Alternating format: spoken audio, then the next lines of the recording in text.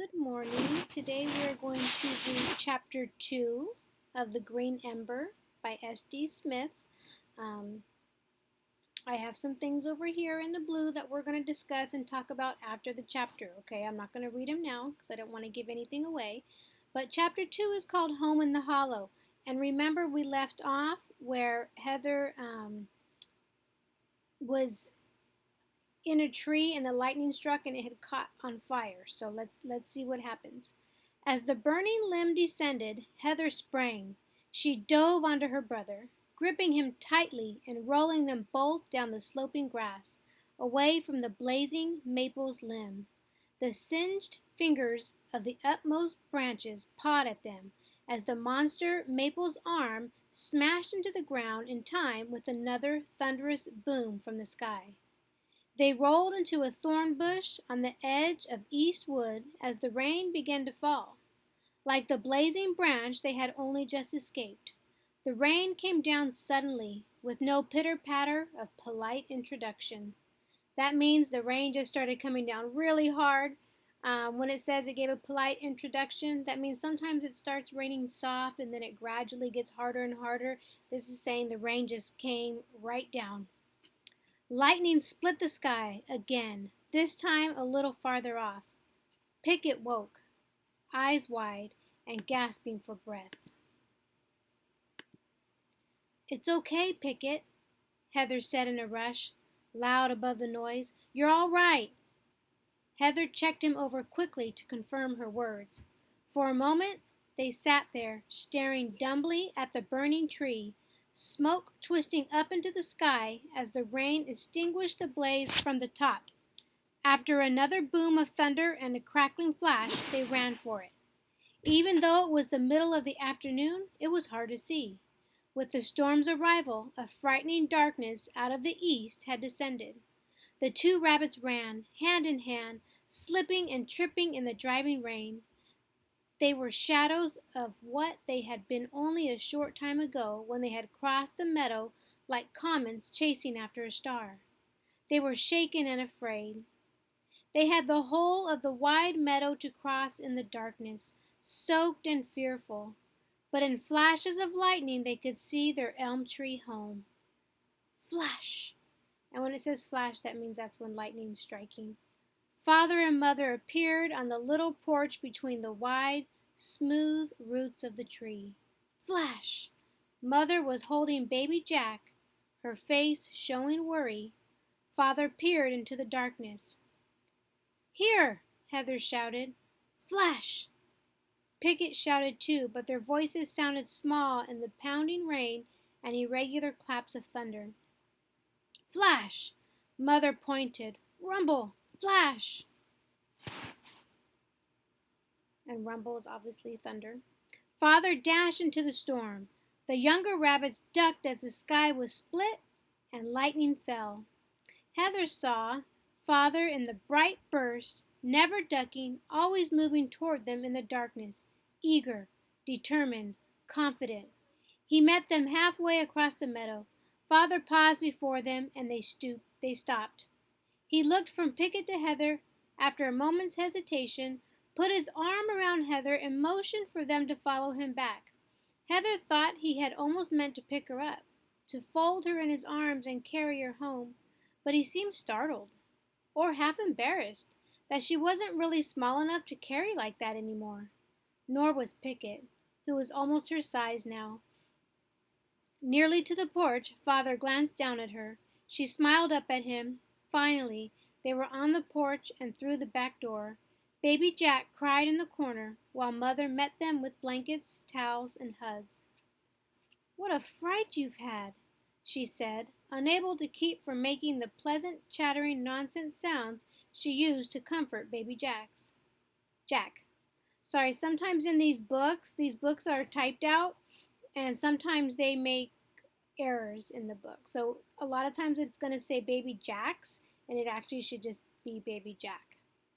Heather received a blanket gratefully, felt it wrapped around her, and sat down at the table along with Pickett. Father hugged them each and then hurried across to the stove and built a hasty fire. He returned and took up baby Jack, who stopped crying when Father rocked him. Father grabbed the poker, still rocking Jack, and poked at the fire. Heather watched him toss another log in, and it sputtered to life. "You're soaked," Mother said to Father, "and you're getting little Jack wet." "Now, too, we're all in this together," he said, shaking his head so that the water sprayed at her. She laughed, grabbed the kettle, and set it to boil above the fire.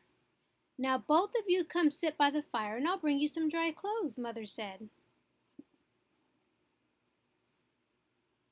Heather smiled. She was already feeling easier, safe within the walls of their Elm Hollow home. Okay, so I'm going to pause right there. And um, the author states, and I have it written over here, it says the author says that Heather feels safe within the walls of their elm tree home.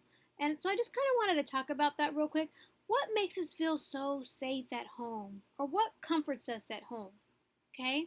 Um, because she had a rough day. The tree caught on fire. They had to rush home.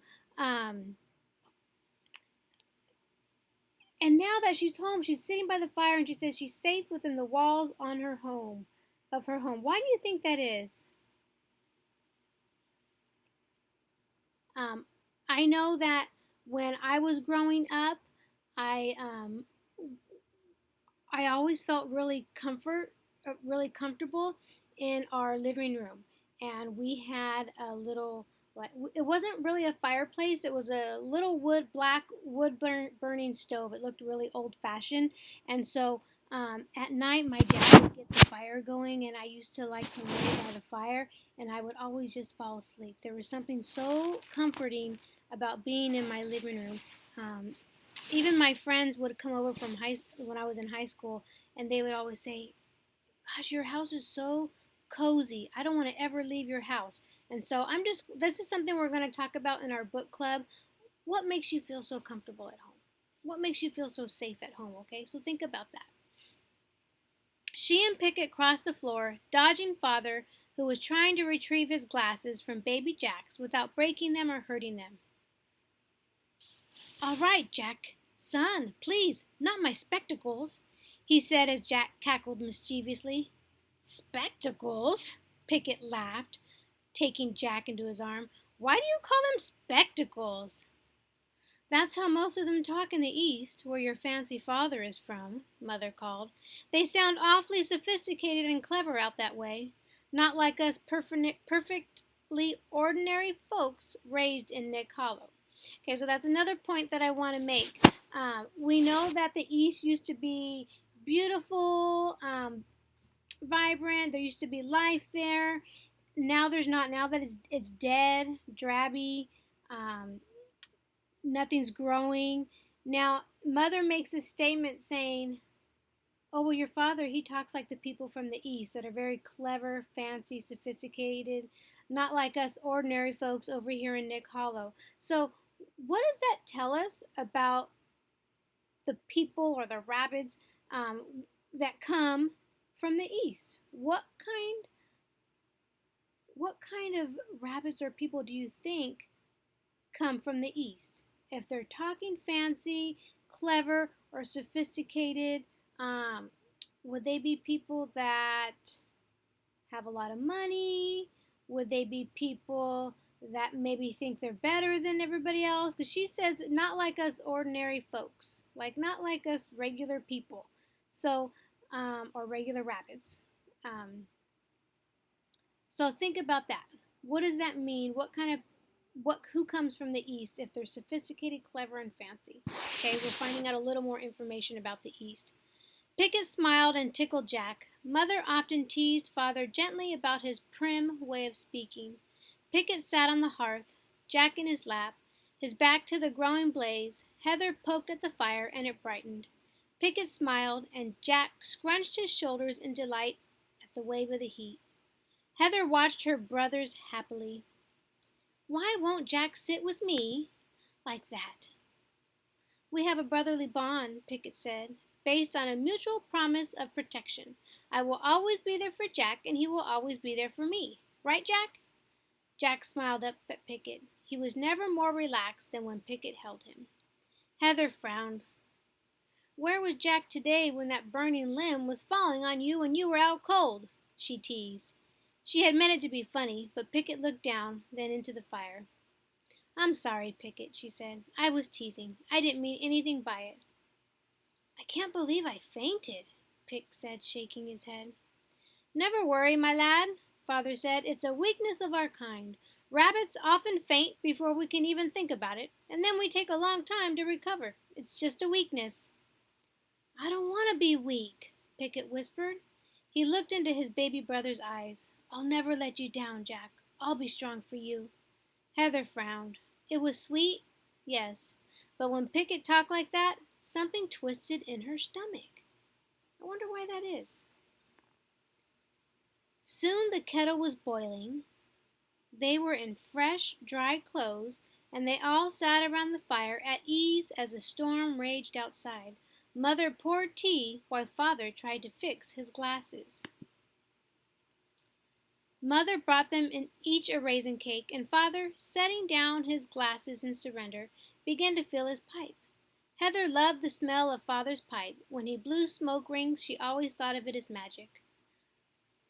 Mother can fix your glasses, or your spectacular spectacles, Heather said primly. Why don't you tell us a story? Yeah, Pickett said, perking up. Goofhack and the Blabber and the Tattler's Dungeon. Jack and I vote for Goofhack. Heather frowned at him, and Father noticed. Perhaps something a little more grown-up for my adventurous children, Father said, cocking an eyebrow at Heather. She smiled, then panicked. Did he want her to tell a story? Oh, no. She wasn't ready. She needed time. She could never tell one like her father told them. Heather, Father asked, would you like to tell us a little tale? She looked down, blushed, coughed, and stammered. Well, I don't know. She did know. Not now. Maybe next time? Father looked at her with a hint of disappointment and seemed about to say something. Then he just looked into the fire. After a while, he spoke. Heather, I think you are very brave. What you did today out there in the storm took courage. All of life is a battle against fear. We fight it in one front, and it sneaks around to our flank. He paused, looked kindly at her. Yes, Father, I understand. I regret many things I've done, he said. But most of all, I regret those moments when I said to fear, you are my master. He suddenly looked terribly sad. What is it, Father? Pickett asked as Mother tenderly took Jack from him. It's only that when you're older, you hand out wisdom to your children like you know everything, but it is sometimes hard to follow your own advice. Well, I don't think you're afraid of anything, Pickett said. You would never faint. Well, Father said, looking down, I'm sorry to say that it's not true. I'm not proud of everything I've done, son.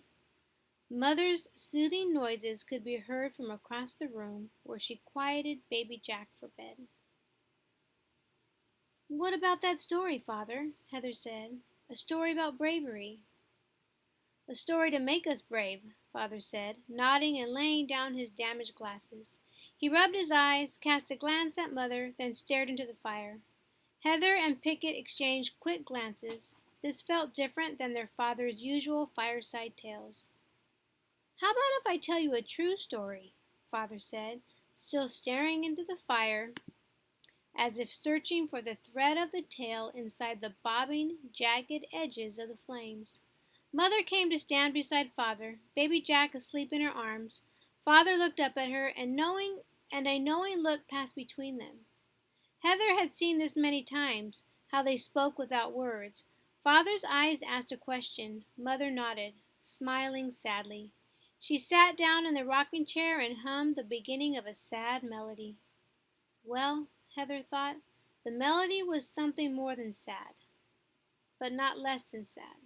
She tried to find a word for it, but Father was talking again. All right, my dears, Father said, I will tell you the rise and fall of King Jupiter the Great.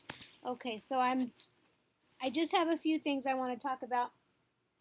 Now that Father's telling this story, and it seems like he's telling a sad story, it seems like it's a true story.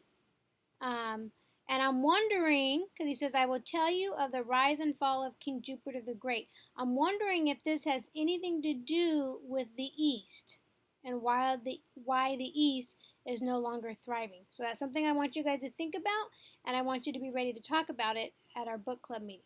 Okay? And don't forget, we have these other questions here. When the author says Heather feels safe within the walls of her elm tree home, what makes us feel safe at home? What comforts you at home? And then Mother states people from the East talk sophisticated, clever, and fancy.